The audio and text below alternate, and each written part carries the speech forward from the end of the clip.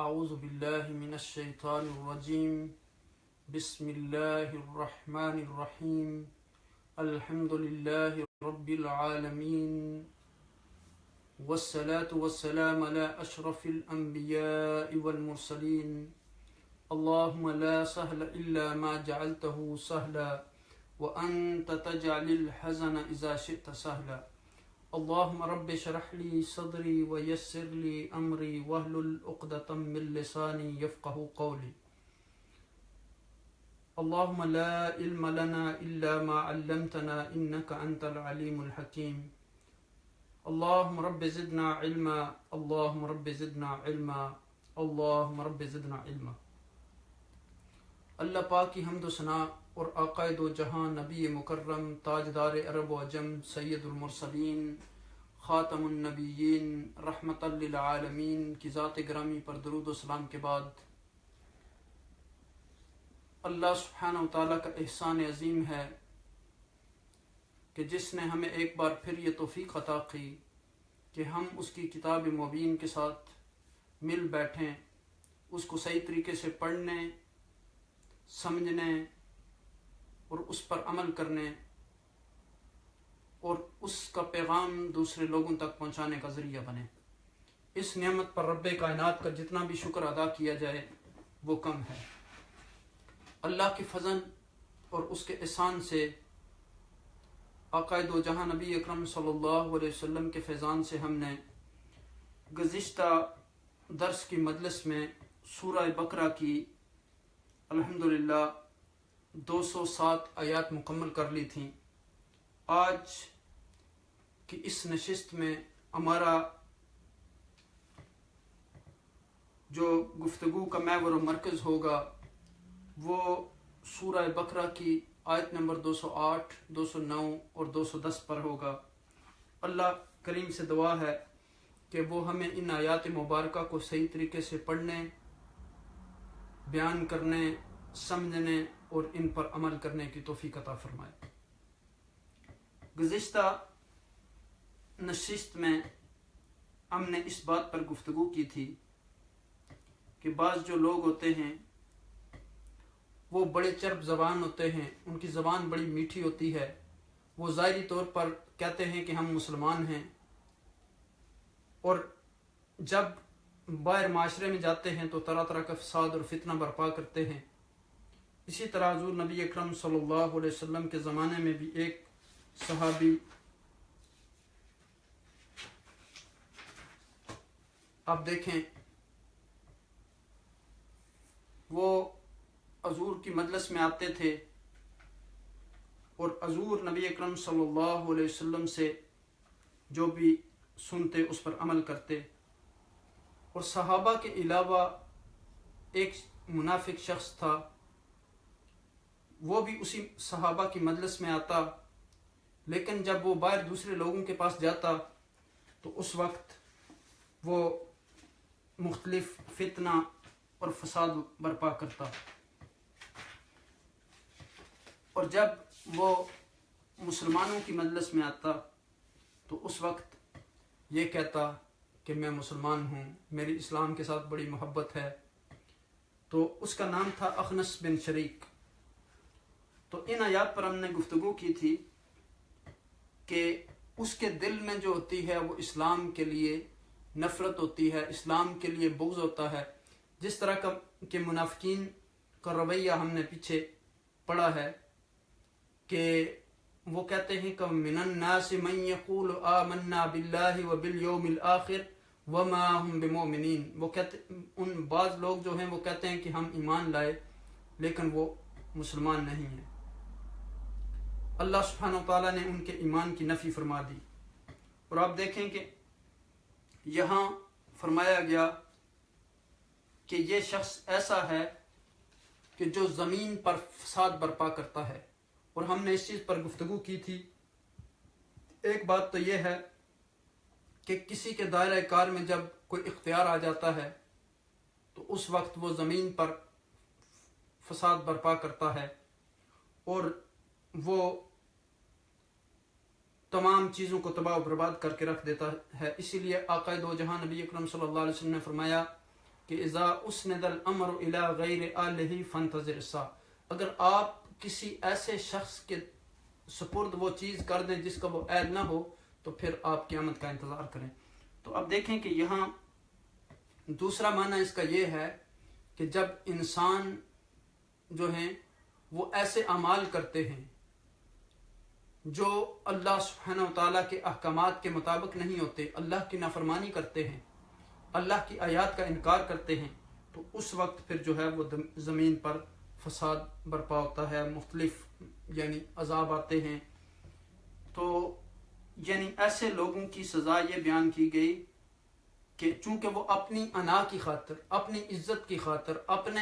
مرتبے کی خاطر، اپنے سٹیٹس کی خاطر دین کو ایک طرف رکھ دیتے ہیں۔ بعض اوقات یہ ہوتا ہے ان کے پاس دلائل موجود ہوتے ہیں، ان کے پاس بڑی واضح نشانیاں موجود ہوتی ہیں، بڑی واضح علامات موجود ہوتی ہیں، جس طرح کے کفار کا مکہ میں یہ رویہ تھا کہ ساری چیزیں معلوم ہونے کے باوجود وہ اسلام قبول نہیں کرتے تھے۔ تو اسی طرح بعض لوگ جو ہیں وہ دلیل سامنے ہونے کے باوجود، سارا علم ہونے کے باوجود، اس کے باوجود بھی وہ اس چیز کو قبول نہیں کرتے۔ تو ایسے لوگوں کے لیے جو اپنی عزت کو اسلام کی عزت پر، نعوذ باللہ دین کی عزت پر، ایمان کی عزت پر مقدم رکھتے ہیں، ان لوگوں کے لیے کہا گیا کہ ان کے لیے سزا یہ ہے کہ وہ جہنم میں جائیں گے، اور جہنم جو ہے وہ بہت برا ٹھکانہ ہے۔ اور پھر بعض لوگ ایسے بھی ہیں کہ جو اپنے نفس کے بدلے میں اللہ سبحانہ وتعالیٰ کی رضا خرید لیتے ہیں، وہ اپنی جان بھی اللہ کے راستے میں قربان کرتے ہیں، وہ اپنا مال بھی اللہ کے راستے میں قربان کرتے ہیں، کیونکہ ان کا مقصود، ان کا مدعا ریا کاری نہیں ہوتا، دکھاوا نہیں ہوتا، بلکہ ان کا مقصد یہ ہوتا ہے کہ وہ اللہ سبحانہ وتعالیٰ کی رضا کو حاصل کریں۔ تو آج کی آیات ہم پڑھ لیتے ہیں، اس کے بعد ہم انشاءاللہ ان کے ترجمے کی طرف آتے ہیں۔ رب کائنات نے ارشاد فرمایا کہ یا ایو الذین آمنوا ادخلوا فی السلم کافہ ولا تتبعوا خطوات الشیطان انه لکم عدو مبین فإن ضللتم من بعد ما جاءتكم البینات فاعلموا ان اللہ عزیز حکیم هل ينظرون الا ان یأتیهم اللہ فی ظلل من الغمام والملائکة وقضی الامر وإلی اللہ ترجع الامور۔ صدق اللہ العظیم۔ ہم نے جن آیات طیبات کو تلاوت کرنے کا شرف حاصل کیا، یہ سورہ بقرہ کی 209 سے لے کر 210 کی آیات ہیں۔ اس میں رب کائنات نے یہ حکم فرمایا کہ آپ پورے اسلام میں داخل ہو جاؤ۔ یا ایھا الذین آمنوا، اے ایمان والو، ادخلوا فی السلم، داخل ہو جو اسلام میں، کافہ، پورے کے پورے، ولا تتبعوا، اور نہ پیروی کرو، خطوات الشیطان، شیطان کے قدموں کی، انہ، بے شک، لکم، وہ ہے تمہارے لیے، عدو مبین، کھلا دشمن۔ اب دیکھیں کہ سلم کا لفظ جو یہاں استعمال ہوا اس آیہ مبارکہ میں، سلم کے لفظی معنی جو ہیں وہ امن اور صلح کے ہیں، اور یہ لفظ پھر جو سلم کا ہے یہ جنگ کے، یعنی حرب اور سلم، یعنی یہ جنگ کے بدلے میں امن کا لفظ آتا ہے، سلم کا لفظ آتا ہے۔ اور یہاں مفسرین کرام کو اگر آپ غور سے دیکھیں تفسیر کی کتابوں کو، تو اکثر مفسرین نے اس سے مراد جو لیا ہے وہ اسلام ہے۔ اور پھر اگر آپ اہل لغت آپ دیکھیں کہ کسی بھی چیز کی تعریف کرنے کے لیے دو اسلوب ہوتے ہیں، آپ پہلے اس کی زبان میں تعریف کرتے ہیں، پھر اس کی شریعت میں تعریف ہوتی ہے۔ تو اب دیکھیں کہ اہل لغت بھی جو ہیں انہوں نے بھی اس کے معنی یہی تسلیم کیے ہیں، اسلام۔ تو کافہ جو ہے یہ پورے کا پورا اسلام میں داخل ہو جانا اس سے مراد ہے، یعنی ہر طرح سے اسلام کی اطاعت کرو، یعنی کسی ایک جز کو نہ لے لو بلکہ پورے کے پورے اسلام میں داخل ہو جاؤ۔ یہ نہیں ہے کہ افتؤمنون ببعض الکتاب وتکفرون ببعض، کہ قرآن کے ایک جز کو لے لو، ایک حصے کو لے لو، ایک جز کو لے لو اور اس پر عمل کرو اور دوسرے کو ترک کر دو۔ مثلا بعض لوگ جو ہوتے ہیں وہ عبادات کو لے لیتے ہیں، معاملات کو چھوڑ دیتے ہیں، معاشرت کو چھوڑ دیتے ہیں، دوسرے لوگوں کے ساتھ جو لین دین ہے۔ اب دیکھیں کہ حضرت عمر نے فرمایا کہ الدین و معاملہ، دین جو ہے وہ لین دین کا نام ہے.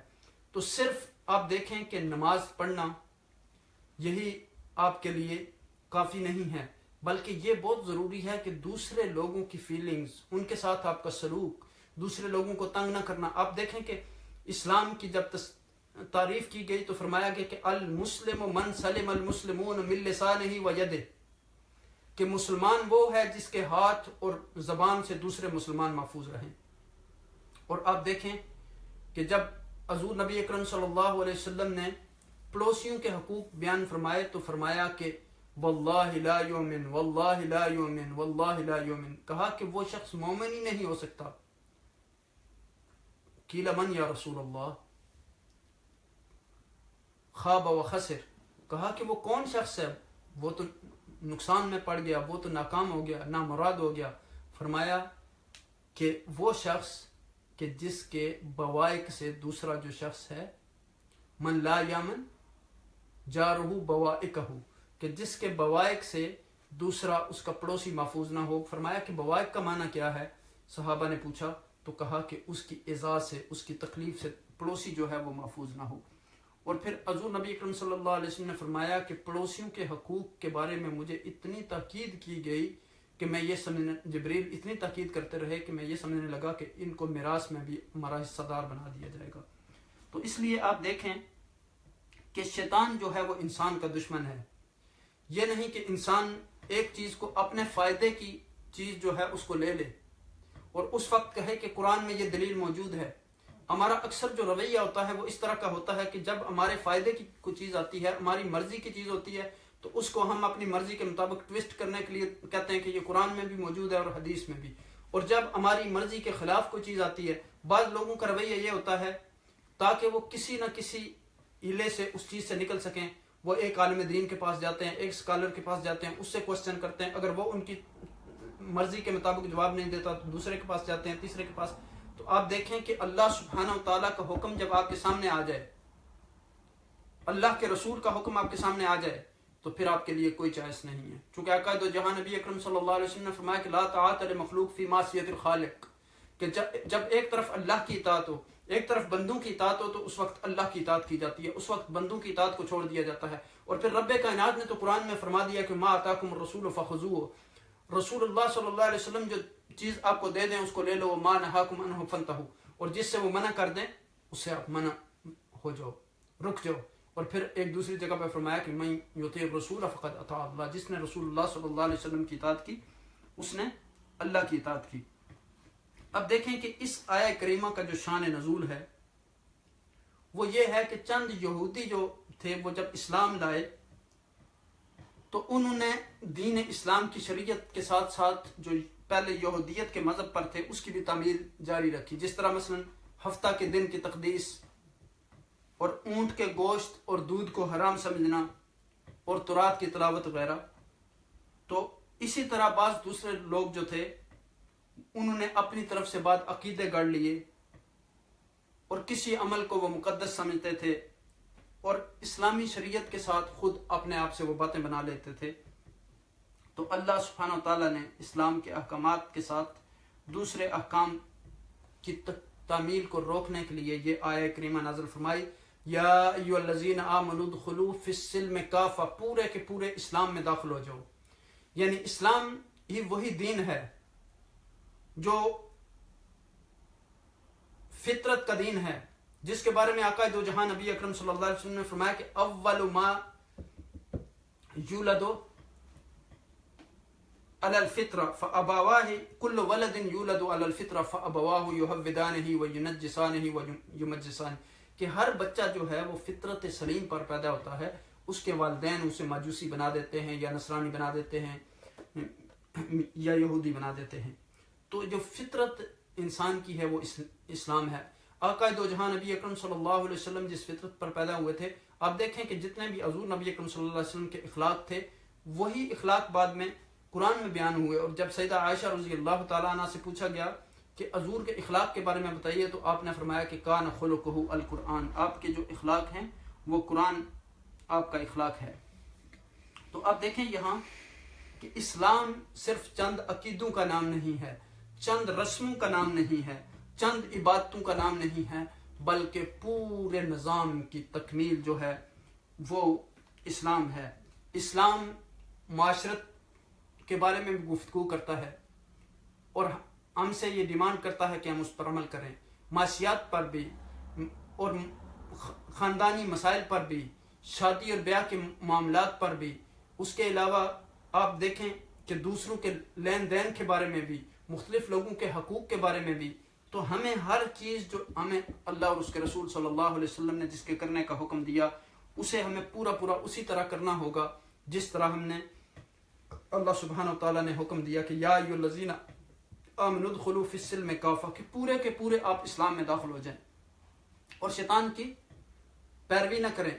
خطوات، یہ خطوہ یعنی آپ اگر انگلش میں اس کا ٹرانسلیشن کریں تو سٹیپ بائی سٹیپ، یعنی آپ اس کے قدموں کی پیروی نہ کریں، اس کی اتباع نہ کریں۔ اب دیکھیں کہ یرید الشیطان ان یوقع بینکم العداوۃ والبغضاء ویصدکم عن ذکر اللہ، یعنی شیطان جو ہے وہ آپ کے درمیان میں دشمنی پھیلانا چاہتا ہے، وہ آپ کو اللہ کے ذکر سے روکنا چاہتا ہے، وہ آپ کا عدو مبین ہے۔ اس نے اللہ سبحانہ و تعالیٰ کا حکم جو ہے اس کا انکار کیا۔ جب اللہ سبحانہ و تعالیٰ نے کہا کہ آدم کو سجدہ کریں تو سب فرشتوں نے سجدہ کیا الا ابلیس ابا واستکبر وکان من الکافرین۔ اس کی وجہ یہ تھی کہ تکبر کیا اور وہ کافروں میں سے تھا۔ یعنی اب دیکھیں کہ یہاں اس آیہ کریمہ میں ہمیں یہ حکم دیا گیا کہ اسلامی معاشرت پر، معاشیات پر، سیاست پر، غرض زندگی کے ہر شعبے پر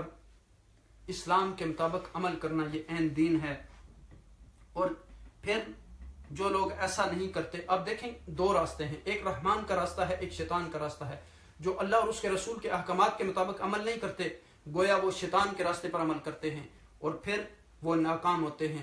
وہی لوگ کامیاب ہوں گے جو رحمان کے راستے پر عمل کریں گے۔ آپ دیکھیں کہ وہاں سے جب ابلیس نے انکار کیا، وہاں سے ہی دو راستے بن گئے، ایک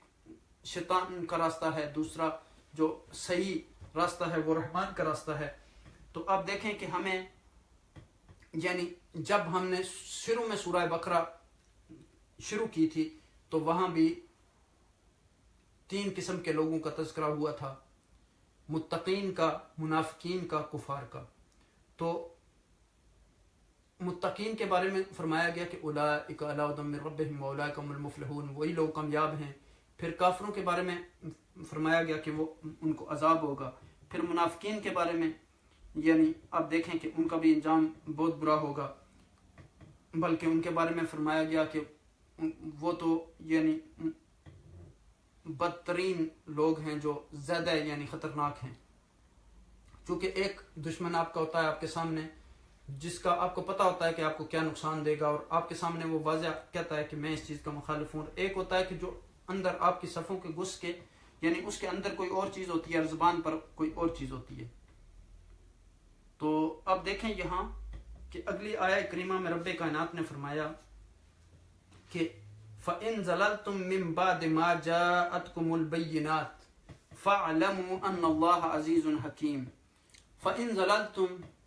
پھر اگر تم پھسلنے لگو، مِّن بَعْدِ مَا جَاءَتْكُمُ الْبَيِّنَاتُ، اس کے بعد کہ آپ کے پاس واضح نشانیاں آ جائیں، واضح علامات آ جائیں، واضح حکم آ جائے، فَاعْلَمُوا، تو جان لو، أَنَّ اللَّهَ عَزِيزٌ حَكِيمٌ، بے شک اللہ سبحانہ و تعالیٰ بڑے زبردست ہیں، بڑے حکمت والے ہیں۔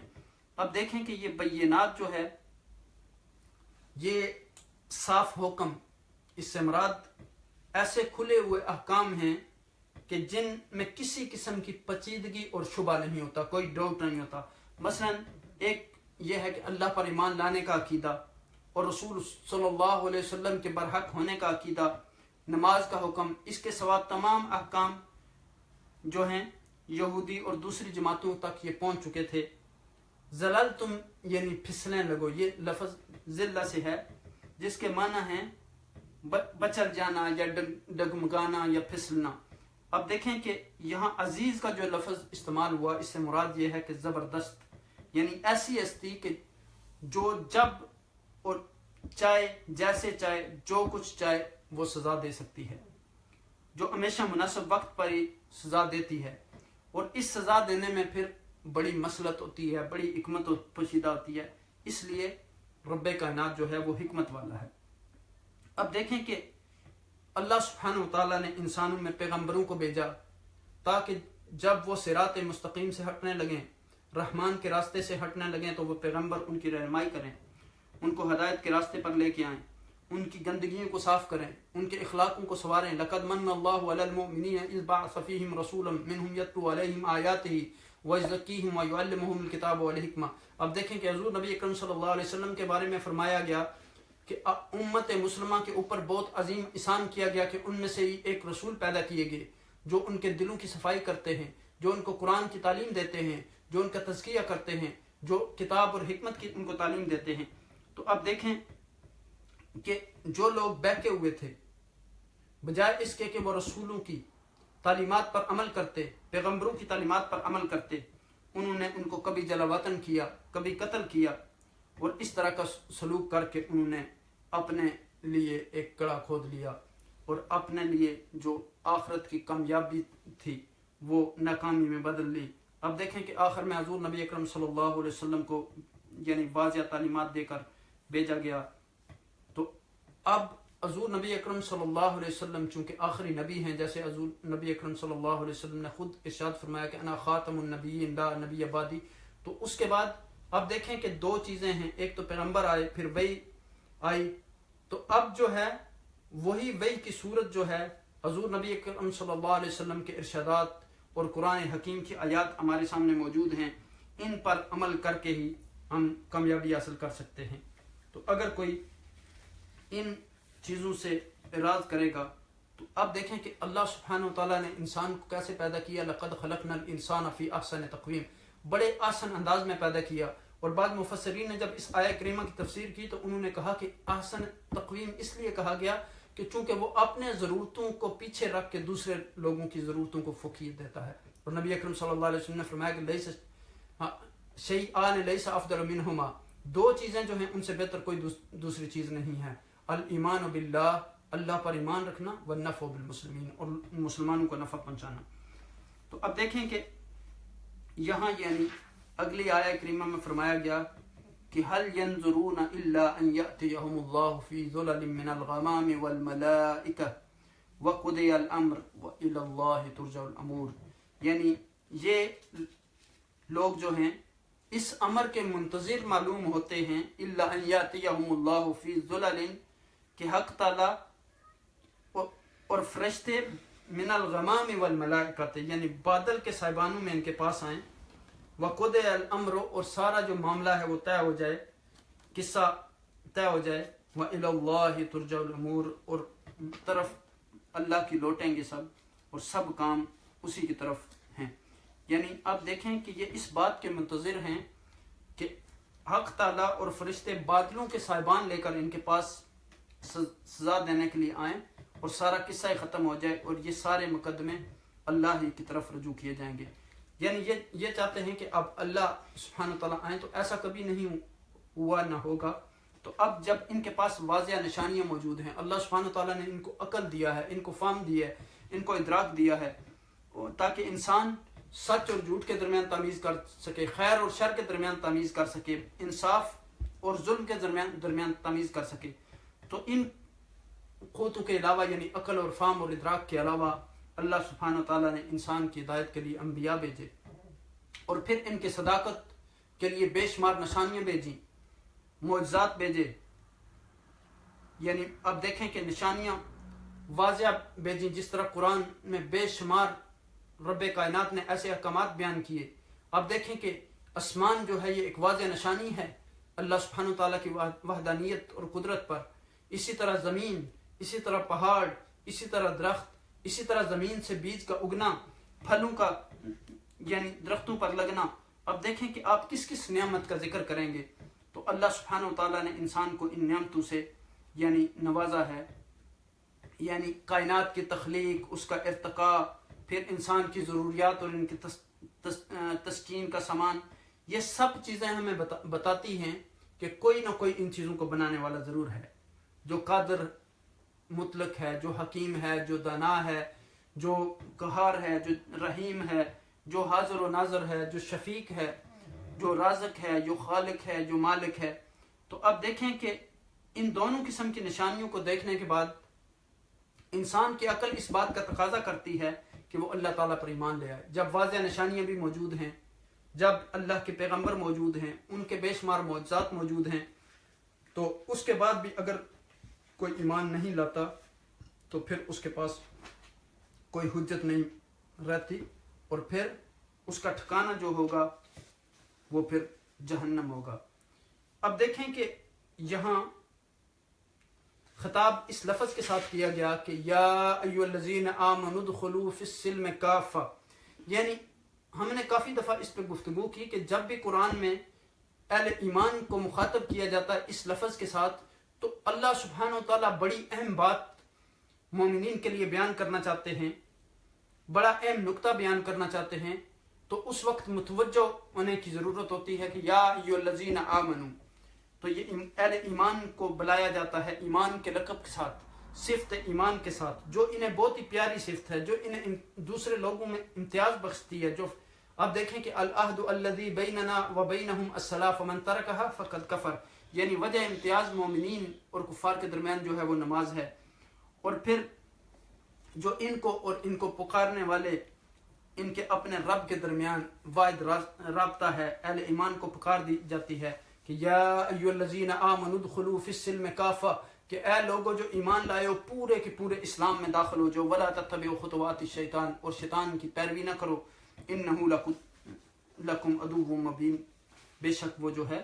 وہ آپ کا کھلا دشمن ہے. اب یہاں آپ دیکھیں کہ ایمان ایک ایسی صفت ہے، اگر یہ مومن کے دل میں پیدا ہو جائے اور پیدار اور گہری ہو تو اس کی چاشنی اور یقین کی لذت نصیب ہو جاتی ہے. مومن کے دل اور نظر میں دنیا اور اس کی لذتیں جو ہیں وہ حقیر ہو جاتی ہیں،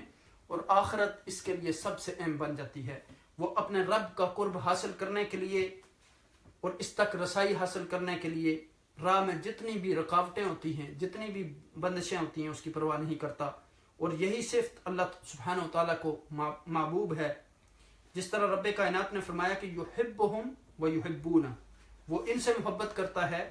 اور وہ اس سے محبت کرتے ہیں. یعنی اللہ کی محبت نفس کو پاکیزگی اور قلب کو سلامتی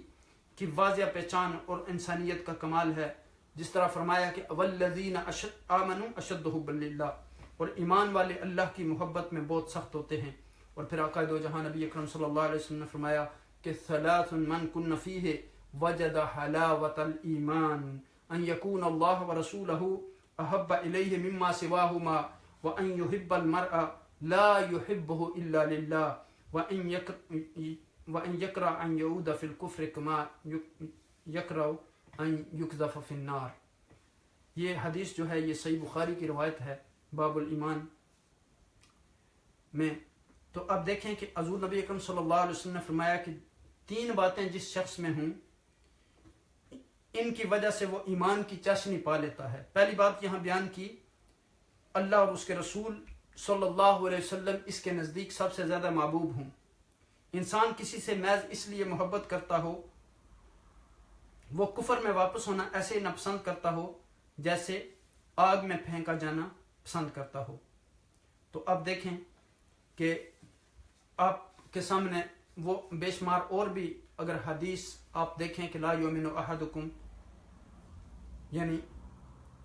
یہ حدیث ہے کہ لا یؤمن احدکم حتی اکون احب الیہ من والدہ وولدہ والناس اجمعین. یعنی اگر حضور نبی اکرم صلی اللہ علیہ وسلم سے آپ دنیا کی ہر چیز، اپنی اولاد، اپنے مال، اپنی جان، ہر چیز سے بڑھ کے محبت نہیں کرتے تو آپ مومن نہیں ہو سکتے. اور پھر حضور نبی اکرم صلی اللہ علیہ وسلم سے یہ جب سوال پوچھا گیا کہ کوئی ایسا عمل بتائیے تو آپ نے فرمایا کہ آمنت باللہ ثم استقم، یہ کہو کہ میں ایمان لے آیا اور پھر اس پر استقامت اختیار کرو. اور پھر فرمایا کہ لا یؤمن احدکم حتی یحب لاخیہ ما یحب لنفسہ، کوئی بھی بندہ اس وقت تک مومن نہیں ہو سکتا جب تک وہ اپنے لیے وہ جو چیز پسند کرتا ہے دوسروں کے لیے پسند نہ کرے. اور پھر دیکھیں کہ قرآن میں تو یہاں تک کہا گیا کہ کل ان کان آباؤکم و ابناؤکم و اخوانکم و ازواجکم و عشیرتکم و اموال اقترفتموها و تجارت تخشون کسادها و مساکن ترضونها احب الیکم من اللہ و رسولہ. یعنی اگر اللہ اور اس کے رسول صلی اللہ علیہ وسلم سے یہ چیزیں ساری آپ کو اپنی ماں باپ، اولاد، بہن بھائی، بیویاں، خاندان، اپنے اموال، اپنے مکانات یہ زیادہ عزیز ہیں تو پھر عذاب کا انتظار کرو۔ تو اب دیکھیں کہ رب کائنات نے ہمیں اس زندگی میں یہ فرصت دی ہے، ہم جتنا بھی اس میں اچھے اعمال کر لیں گے، صراط مستقیم پر چلیں گے، اللہ سبحانہ وتعالیٰ کی احکامات پر عمل کریں گے، تو پھر جس طرح کہ رب کائنات نے ارشاد فرمایا کہ وَمَا تُقَدِّمُوا لِأَنفُسِكُم مِّن خَيْرٍ تَجِدُوهُ عِندَ اللَّهِ، جو بھی ہم یہاں سے بھیجیں گے اپنے اعمال ان کو اپنے سامنے پائیں گے۔ اور پھر فَمَن يَعْمَلْ مِثْقَالَ ذَرَّةٍ خَيْرًا يَرَهُ وَمَن يَعْمَلْ مِثْقَالَ ذَرَّةٍ شَرًّا يَرَهُ، ایک ذرہ برابر نیکی اس کا بھی اجر دیا جائے گا اور ایک ذرہ برابر برائی اس کا بھی اجر دیا جائے گا۔ اب دیکھیں کہ یہاں دنیا کے معاملات میں آپ سفارشیں کروا لیتے ہیں، آپ رشوت دے لیتے ہیں، لیکن وہاں اللہ سبحانہ وتعالیٰ کے سامنے آپ کے کام کوئی شخص نہیں آئے گا، نہ کوئی منصب آئے گا، نہ کوئی وزیر آئے گا، نہ کوئی وزیر اعظم آئے گا، دنیا کی کوئی ایسی سوائے اس کے کہ جو آپ کا تقوی ہوگا، جو آپ یعنی اللہ اور اس کے رسول صلی اللہ علیہ وسلم کے احکامات پر عمل کرنے والے ہوں گے، قرآن کی تلاوت کرنے والے ہوں گے، اللہ کا ذکر کرنے والے ہوں گے، دوسرے لوگوں کے معاملات کا خیال رکھنے والے ہوں گے، ان کے لین دین میں ان کے ساتھ اچھے ہوں گے، اپنے پڑوسیوں کا خیال رکھنے والے ہوں گے، اپنے مسلمان بھائیوں کے ساتھ اچھے ہوں گے، غیر مسلموں کے ساتھ آپ کا اچھا رویہ ہوگا، تو یہ چیزیں جو ہیں آپ کے کام آئیں گی۔ اور آپ دیکھیں کہ ایک بہت بڑے محدث تھے، ان سے جب پوچھا گیا، کوئی شخص